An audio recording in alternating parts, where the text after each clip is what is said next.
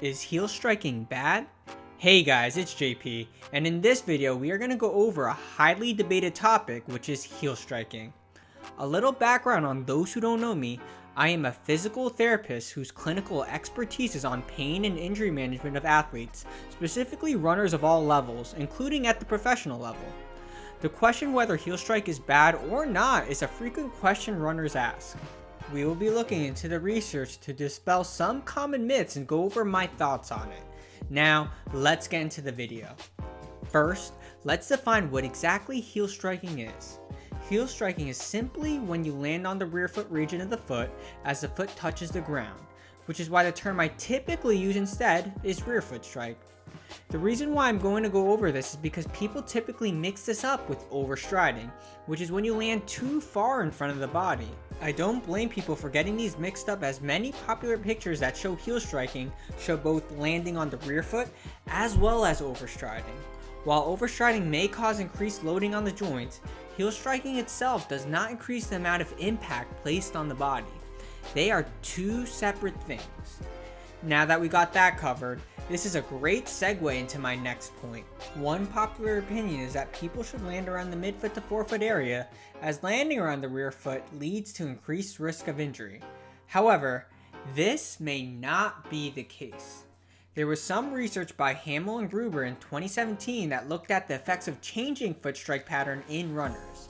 To summarize the results, they did a research review on over 70 studies and concluded that changing your foot strike to a mid to forefoot strike does not seem to correlate to reduced risk of injury, nor does it improve running economy.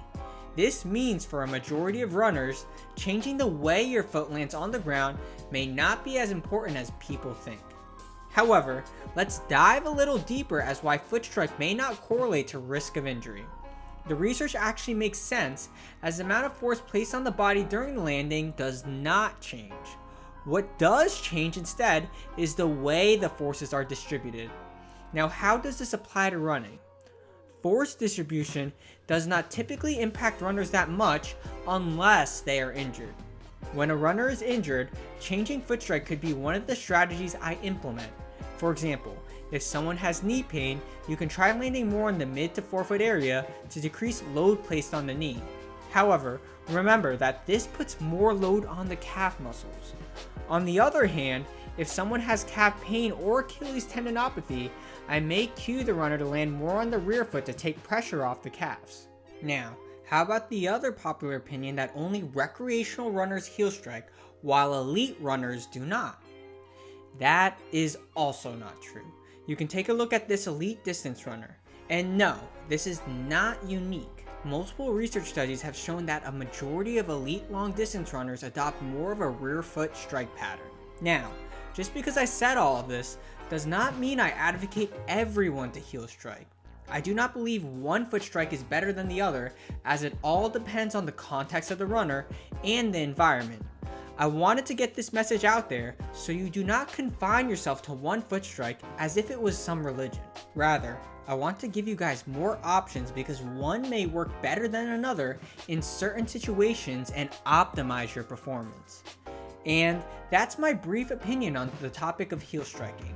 I probably will not go over this topic that much because I believe there are more important things to think about in terms of reducing risk of injury, like load management and recovery strategies, which I'll go over some other time.